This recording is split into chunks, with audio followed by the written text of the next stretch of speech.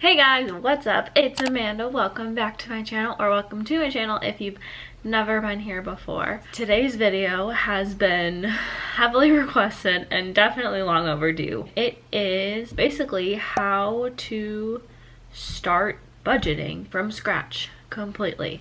So we're gonna start by I'm just gonna introduce myself, tell you a little bit about me, how I got to where I am, why I budget, all the things. Like I said, my name is Amanda. I am 24 years old. I am a postpartum night shift nurse. Nursing is my second degree. So with 2 degrees comes a lot of student debt. So I have student debt. I have over 100,000 student debt, and then right after I graduated college and started working, I also bought a car, which I will be paying off this month. So that's coming, so that's really exciting. But basically I have like a whole video that I made almost a year ago now where I kind of tell you about how I got where I am specifically, just because, you know, if I did that we would have like an hour-long video here. So you can go check that video out if you want to know a little more backstory about how I got to where I was. So basically, since last January, I have been on a debt-free journey, trying to become debt-free as quickly as I can. And along with that, I discovered Dave Ramsey. He is basically like a financial guru type person who practices basically, it's called the debt snowball. So basically, whatever income you have, you put your money towards your bills or whatever, and then everything extra you have, you throw at your smallest debt first, and then once that debt is paid off, then you roll it into the next debt and into the next debt, and then it just is a lot quicker way of paying off your debt. With that, I also use his budgeting app called the EveryDollar app. That's the app that I use. I make monthly budget videos, so make sure to subscribe so you don't miss those. But I've never really gone into super detail about like creating a budget from scratch. I kind of just show you my budget and explain a little bit, but this video is meant to help you create your first ever budget. So I have a few little pieces of advice and tips along the way, but the first thing I want to say is that there's no right or wrong way to budget. Like, you're gonna find something that works for you and you're gonna continue doing it, and it's gonna be okay no matter what. So that's what I wanted to start with. So like I said, I use the EveryDollar app. There are plenty of other apps out there. Another one I know of is called Mint. I know some people who literally just use like a planner or a paper or Excel spreadsheets. For me, the app that I use just kind of works best for me. It's available on your phone or your computer. So for this video, I am going to kind of go through the basics about where to start. Let's get on into where to start. The biggest place to start is like literally just keeping track of your money and where your money is going. So when I was in college, I took out loans to be able to afford college and also living expenses because I was not working nearly enough to be able to afford rent or to feed myself if it wasn't for my student loans. With that, I had a set amount of money that was supposed to last me for an entire year. So back then, I wasn't necessarily budgeting, but I was definitely keeping track of where my money was going and how much I was spending, just to make sure I would have enough to last me the entire year. And I think that's kind of where I started to learn how to be very disciplined with spending my money, because I literally only had a certain amount of money to spend. I didn't have a credit card at the time. I had money, and that's all the money that I had, and if I wanted a little more, then I just had to work a little bit extra. So I feel like that's kind of where my living on very low income came into play, which is why I've been able to be so successful with this. So that's like a great place to start, is just keeping track of your money, looking at your bank account. If you don't have your bank account like on your phone, what are you doing? Because you should be checking that daily, number one, to make sure you're not spending too much money and to make sure that you have money to spend. The second thing that's really important to starting your budget is figuring out why. What are your goals? Why are you budgeting? Are you saving for something? Are you trying to pay off your debt? Like, why are you doing this? Because if you don't have like a good reason why, you're not gonna stick with it. For me, my why is number 1, paying off my debt. Number 2 was saving for a wedding. Number 3, will be starting to save for a house. For me to be able to do those things and be successful doing those things and do them as quickly as I can, I need to be very disciplined and budget everything else out in my life as much as I can. So now that you have like your reasoning why, one really great place to start to get a general idea of like how much you're spending in each category is to go back and look at your last month bank statement, account statement. Like if you can see like all your bank charges, if that makes sense. Take that, divide it into categories, divide it into like your bills, your like rent, look at how much you've spent total in the month, how much you were paid in the month, how much you are spending on like miscellaneous extra things that you don't need to be spending on, looking at your debt payments, like how much you have to pay off a month in debt. So kind of just getting, again, a general idea of what you're spending money on, where it's going, how much you're making. So once you kind of have looked at your previous month budget and you have some general ideas, you're going to use those numbers to create your budget. There are 2 separate ways you can budget, and it's kind of just going to depend on your income and the way that your job payment works. The first way is the way that I do it. So for February, let's say I'm budgeting for February. For February, I get paid 2 times in February.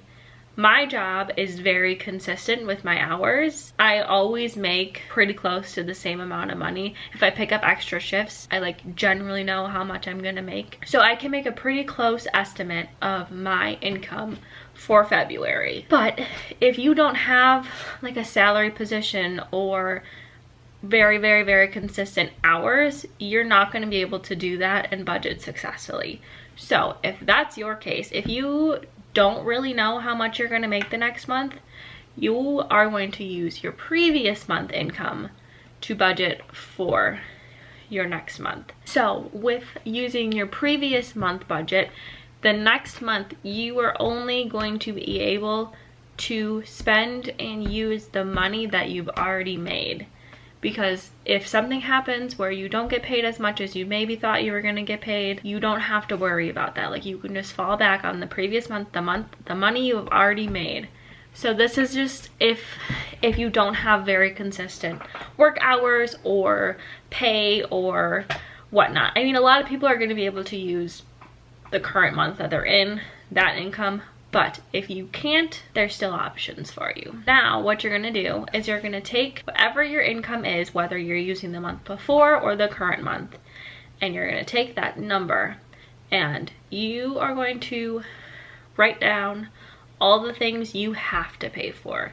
You have to pay for rent. You have to pay for electricity, for a phone bill, for your subscriptions for Netflix, or all those things. Take those things out, the things that you know are the exact same every month. So electricity might be a little bit different.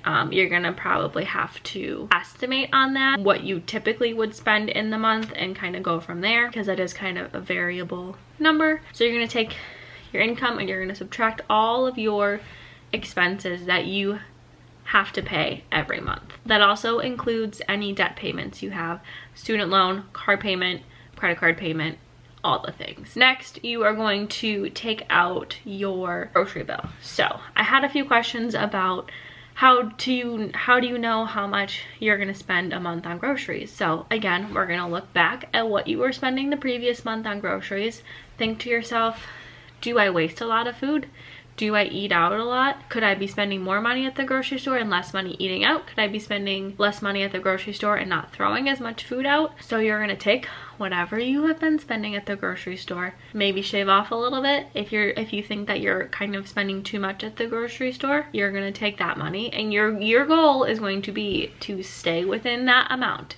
It's okay to go over, but your goal is going to be to stay within that amount. For example, Alex and I, we go grocery shopping every other week. So sometimes it's twice a month, a few times a year it's 3 times a month. Generally speaking, when I go to the grocery store, we spend anywhere from $150 to $175. I'm gonna take that higher number, times it by 2, $350 a month at the grocery store. That's it. It's that easy.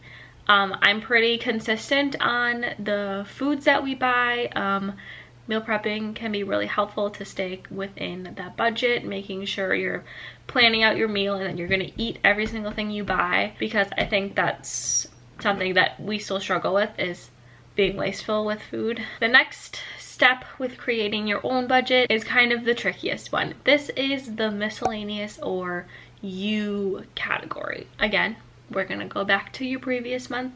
This one, I think you could probably even look the previous like 3 or 4 months and get a general idea of how much money you're spending on yourself. This category can be kind of whatever you want it to be. If you like consistently go to Target and you need beauty things that like, you know, every month you're gonna buy these things, make it its own separate category. This doesn't have to be in the miscellaneous category. But like shopping, clothes, going out to eat, things like that, that can go into the miscellaneous category. So again, go back, look at how much are you spending a month. Are these things that you absolutely need? Are they splurges? Are they you stuck in quarantine and you're bored so you want to do some online shopping? Whatever it is, think to yourself, can you decrease this? If you have a set number that you're only allowed to spend a month, are you going to be able to do that? If you're like, ooh, I don't know, start with like maybe $50 less than you were spending and aim for that. I started with giving myself $200 a month on miscellaneous things, and sometimes I only spend $100, sometimes I spend $150. So I've slowly started to decrease that. In each month, if you know you're gonna go out and you need to buy a dress for something or an outfit for something, you can give yourself a little more wiggle room with that category, and then you'll just have less money to spend extra on savings or debt for that month. Your budget can change. It can be different from month to month. It does not have to be this is your budget and this is the thing you need to stick within for the next year. You can change it. It can change every month. So once you have done that, so you've taken your total income, you have subtracted bills, rent, debt, everything you have to pay to like live. You've taken out groceries, taken out miscellaneous. Whatever number you have left, that number is gonna go towards your debt or your savings, wherever you are in your journey. If you have stuff you need to pay off debt-wise, you put it in there. If you have stuff you need to save for, you can put it in there.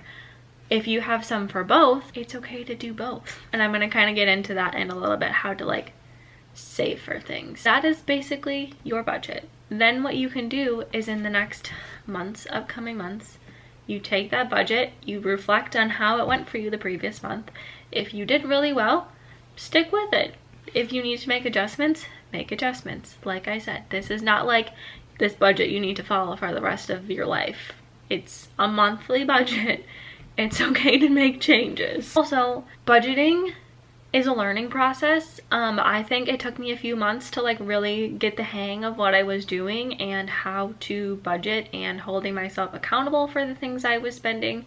I definitely think COVID has helped me become more aware of my spending and spending less money, because I'm not going to Target for fun anymore. Like if I'm going to Target, it's because I need something from Target. It's a learning process. It's not easy. It takes discipline. It's okay if you suck at it your first 5 months. The point is that you're trying and you're making an effort to be financially smart. That's the biggest thing. I just want to quick talk about something in like the debt-free community. Most people refer to it as like a sinking fund, also saving for things. A sinking fund is basically an expense you have that is coming up that you need to save money for. So you're putting this money here, but like eventually it's not going to be there. So my example of a sinking fund is my wedding savings. So our wedding is coming up in August. We have finished saving for that. So basically we budgeted out. We knew how much money we were going to be spending approximately on our wedding. So we had this end number, this end goal that we had to save for. And what I did is I divided that by the number of months we had to save for it. And every month I would put that amount of money towards that sinking fund for the wedding. So there were definitely months that I was able to put more money towards that sinking fund. So that's how we were able to basically save quicker than we had originally planned. Other things that people use for sinking funds are vacations or presents for people. I know some people have like sinking funds for Christmas. I did that this year. I only had to save for like November and December, putting money aside for that. But things like expenses you have that are coming up that you can pay for. Some people also use sinking funds to pay for like yearly subscription things. So like if you have Disney Plus, I think it's like $70 something a year. So if you put, I'm not gonna do the math, if you put however much 70 divided by 12 is and just put it into your savings account, or even just leaving it in your checking account, that way when that payment comes every year, you're not like, oh shit, I forgot about this payment.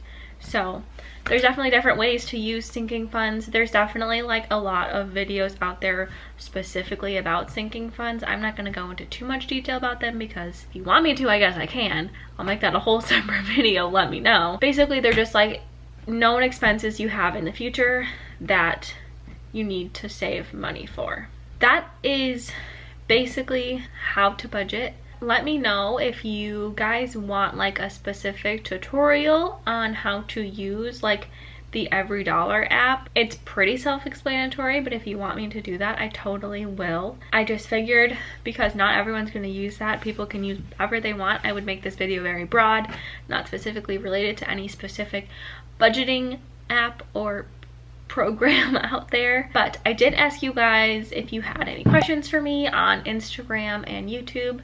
Make sure you are following me on Instagram and subscribed here on YouTube so that if I ask for questions or feedback or video recommendations in the future, you can participate in that. First few questions are from YouTube. Someone asked, do I use a specific budgeting app? I do. I use the EveryDollar app. I talked about that before. I like it the most. I did try the Mint app a long time ago. I just haven't tried it recently, and I found the EveryDollar and I just really enjoy it. For mine and Alex's like separate account for like bills and stuff, I just use a spreadsheet to just keep track. I don't actually budget there necessarily because we don't go over budget there. Next question was any reward system that seems to work. I don't know. I haven't really tried a reward system. I think for me, a reward is just like the satisfying feeling of having like a huge car payment or a huge student loan payment. Definitely don't like cut yourself off completely of spending money on things because that's just not a feasible thing. And if you like to go shopping, like just make sure that you're budgeting for that and sticking within the budget. I think that's the biggest thing. And a little tip that I have found recently is if I want to buy something, especially online, I put it in my cart and then I come back to it the next day, and if I still want it the same amount that I wanted it the previous day, then I'll buy it. Just because sometimes you're like, oh yeah, that's really cool, and then you come back the next day, you're like, okay, no, do I really need to spend $40 on this? No. Okay, and then you take it out of your cart. But it's definitely something that helps, especially for people who really enjoy online shopping. The next question was tips that helped me trim my budget. And then she said that she does not have an Aldi in her area. First of all, if you have an Aldi, go grocery shopping at Aldi because it is like 20 times cheaper. I'm sure there's other, like, I'm sure if you compared prices between the grocery stores in your area, there's gonna be one grocery store that's cheaper than the rest. So figure that out. That can be helpful. When you're at the grocery store, if you have 2 things of pasta sauce, get the cheaper one. Like, does it really matter? That's one thing that's helped me is like really, like when I was younger and when I went grocery shopping, I really didn't look at the price of things or compare the price of things, but I definitely do that now. Okay, let's go to Instagram now. Okay, first question is it possible to budget in college? Abso-freaking-lutely. That's where I started. You should you should be budgeting in college. You should start budgeting whenever you can, because it's such a great life skill to have, to like know where your money is going and keep track of where your money is. And then if you budget for like while you're in college, maybe you won't be spending as much money as you would be because you're keeping track of it, and you won't have to take out as much student loans because you'll have leftover money that you can use to pay for tuition or books or whatever. So absolutely. Next question is, what percent do you set aside for yourself? So I don't have a percentage that I set aside for myself. Typically every month I give myself $150 of miscellaneous, sometimes $200. It kind of depends on the month. Around Christmas I gave myself more because sometimes I just want to treat myself. I also like to look ahead at what is coming up in the month. If I have any plans to do things with friends, which isn't really relevant right now, but like if I knew that I was going to get together with some friends and we were going to go out to eat or something, I would maybe put a little bit extra towards them. So it honestly, it depends on the month, and I don't think a percentage is a great way to look at it. Next question is, how much do I spend a month on groceries and personal money and saving for Christmas? So groceries, like I said, between me and Alex, it's about $350 a month. I don't know, do the math, divided by 2, $175 a month on groceries. Personal money, again, 150-ish. This is obviously going to depend on you. If starting out, if you are spending $500 a month on yourself, going down to 125 or 150 is not going to be feasible. Try 400 and then try 300. You're gonna kind of have to tweak things to find what works for you, but like it has to be a gradual thing. It's not gonna be able to be like, I used to spend 500, now I'm only gonna let myself spend 100. That's not gonna work for you. And then savings for Christmas. So obviously right now I'm not saving for Christmas. If you want to, you totally can. What I would do if I were you is think about everyone you're gonna have to buy presents for. If you're gonna spend money on like decorations, kind of add that all up and then divide it by 12, and then every month you'll put that little money aside for Christmas. Next question, what's your biggest struggle with budgeting? What took you the longest to understand? Ooh, that's a good one. I honestly think the biggest struggle that I had, and I've definitely been a lot better about it in the last like few years, but when I first started like keeping track of my money and budgeting, it was definitely the money that I was spending on myself. Definitely was like a splurge spender, and like needing the newest things and new technology and new clothes and new everything. So that was definitely an issue. Also, like spending money out at bars and restaurants and going out to eat. COVID has definitely been very good for my wallet, not being able to go out to bars. That's definitely the thing that I think I struggle with the most, is not giving myself like an amount to spend going out. Next question is, do I budget for tax returns? Right now, I don't know how much I'm going to be getting back in tax returns. Once I file my taxes and everything, I will include that in whatever budget I get that back in. 95% of the time that's going to go towards my debt because it's just extra money that I have. But yeah, I only budget for them once I have already received that money. Where do I keep all of the money for different categories I'm saving for? So I keep it all in my savings account. Right now I only have 2 things that I have saved. I have my $1,000 emergency fund and then my savings for the wedding, so that is just all in my savings account. Once I start saving for the like a down payment, I would probably still put that in my savings account. I just have like a running total of what we've spent for the wedding, so I can keep track of where that money is going and how much we have left in my savings for the wedding. Next question, how do I find good meal plan recipes? Pinterest. That's pretty much where I find all my recipes, is on Pinterest. I just look up like cheap dinner options, easy dinner options, instant pot, 1-pan oven meals. Pinterest. That's where I find a lot of things. And then the last question is, how much should I save to go to college? Obviously this is a very broad question. It's gonna depend on where you go and what kind of degree you're getting. If you're getting an associate's degree at a tech school, it's gonna be a lot less money than if you want to be a doctor. Or even if you're going to a 4-year college. If you're going to a private college or a public college, how far away from home you're going to be living, if you're going to be living at home, if you need to pay for rent or dorms, if you're going to be working or not. So that's definitely a very broad general question that doesn't have like, I can't just give you an answer of $20,000. I would say kind of figuring out how much all that's going to cost you and where you're going to be going is going to be the biggest help. Like, you don't have to fully be able to afford college to go to it. I think that it is okay to take out student loans to go to college, but save what you can before so you don't have to take out as much. That is it for today's video. Sorry that this was so long. Let me know what other budgeting or money videos you guys want to see in the future, or any other videos you guys want to see from me. Within the next few weeks, we will have my February budget and me paying off my car, which I am so excited about. Yeah, make sure you guys subscribe so you don't miss any more videos from me, and follow me on Instagram. And yeah, thank you guys so much for watching, and I will see you guys next time. Bye!